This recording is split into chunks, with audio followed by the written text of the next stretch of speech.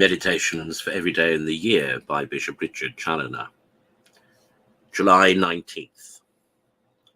On the Coming of the Judge.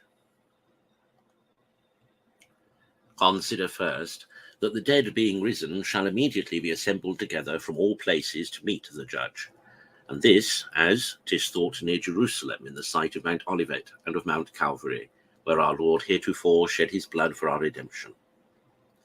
Oh, what a sight will it be to behold our redemption! Oh, what a sight will it be to behold here all the children of Adam, an innumerable multitude of all nations, ages, and conditions, standing together, without any distinction now of rich or poor, great or little, master or servant, monarch or subject, excepting only the distinction of good or bad, which shall be wonderful and eternal.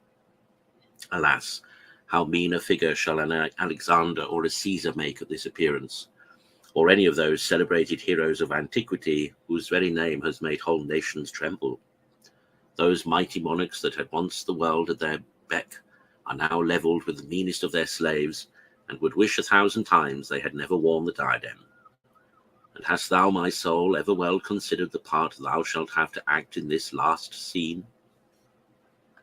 Consider, secondly, how the great Judge shall immediately make his appearance, and every eye shall see him coming down from heaven with great power and majesty, armed with all the terrors of his justice, and surrounded by all his heavenly legions. Oh, how different from his first coming shall this his second appearance be! His first coming was with wonderful meekness and humility, because that was our day in which he came to redeem us by his mercy. But at his second coming it will be his day, in which his justice will revenge upon sinful man the cause of his injured mercy, with a final vengeance once for all. Ah, miserable sinners, how shall you then be able to stand before his face, or bear his wrathful countenance? How shall you then wish to hide your guilty heads, even in the lowest hell, rather than to endure his dreadful appearance? But all in vain. You must stand it out. Consider thirdly, how upon this occasion the royal standard of the cross, the sign of the Son of Man, shall be carried before the Judge, shining more bright than the sun, to the unspeakable comfort of the good, and the intolerable anguish and confusion of the wicked, for having made so little advantage of the inestimable benefit of their redemption.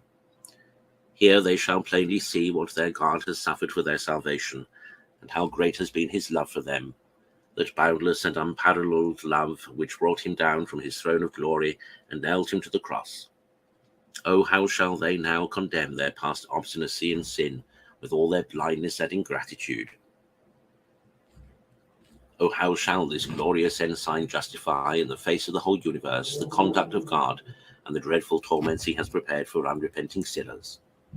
For what less than a miserable eternity can be punishment enough for so much obstinacy and sin, after so much goodness and love?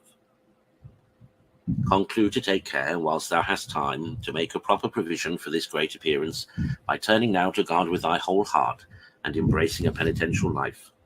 For why should thou go on any longer adding daily sin to sin, and treasuring up to thyself wrath against this day of wrath?